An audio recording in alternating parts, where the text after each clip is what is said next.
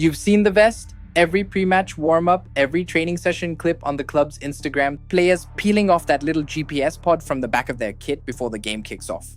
That pod is not allowed in a Premier League match. What if the shirt itself was the sensor? That is exactly where this technology is heading. Smart kits, shirts, and base layers with biometric sensors woven directly into the fabric are moving from research labs into training grounds. Today we are going to break down how they actually work, what they can and cannot measure reliably, and why the biggest challenge is not the sensor in the shirt. It is what happens to the data once the shirt comes off. Here's the engineering. A standard GPS vest has one job: carry a pod. A smart kit has sensors built into the fabric itself. Think of it like replacing the pod with the shirt. The fabric contains two types of sensor.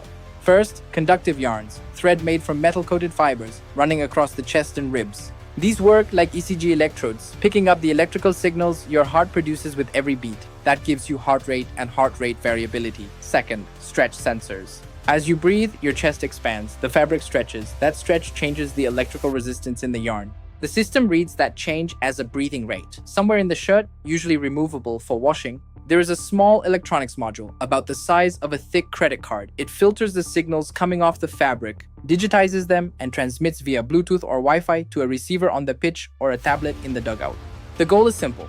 The shirt tells you everything the chest strap told you without the chest strap. So, what does a smart kit actually give you? Depending on the system, you are looking at a continuous stream of heart rate and heart rate variability, which is one of the best real-time signals of fatigue and recovery. Breathing rate and breathing efficiency, how hard a player is working to pull oxygen in.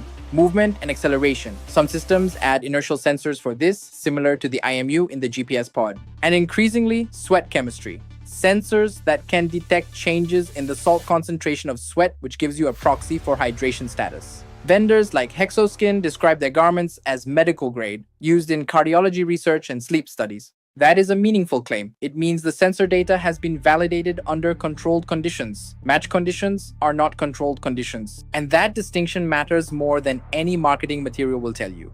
Here is what almost no coverage of smart kits actually addresses. Football is a contact sport. Shirts get grabbed, players collide. A fabric sensor sitting against a player's chest is not sitting still. It is twisting, compressing, peeling away from the skin. Every one of those movements introduces noise into the ECG signal.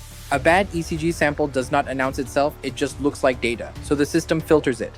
But heavy filtering smooths out the real signal too.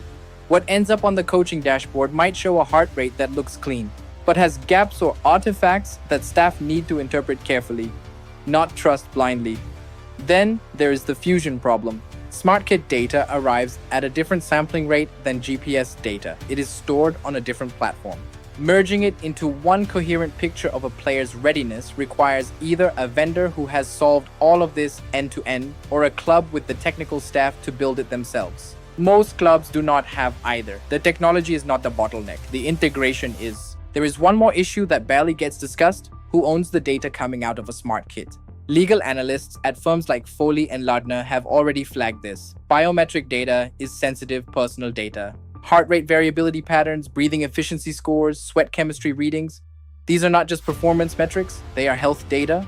And if a system generates a fatigue or injury risk score on a player, that score could influence whether they start on Saturday, whether they are considered for a transfer, or what their next contract looks like. Players' unions are starting to take this seriously.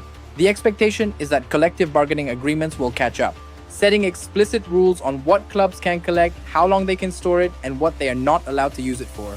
The shirt is getting smarter. The contracts have not caught up yet. Smart kits are not replacing GPS vests next season. They are a layer on top, starting in training, in academies, in environments where the accuracy trade-offs are acceptable. And the data pipelines exist to handle them. But the direction is clear. The sensor is moving into the fabric. The question is whether the data governance can keep up with it. Here is your question for the comments. If a smart kit told a manager that a player's heart rate variability was dangerously low before kickoff, should that player be allowed to make the final call on whether they play? Let me know below. If you want to understand the full picture of how clubs track players, from GPS vests to smart kits to the data stack that ties it all together, subscribe. There is a lot more to cover.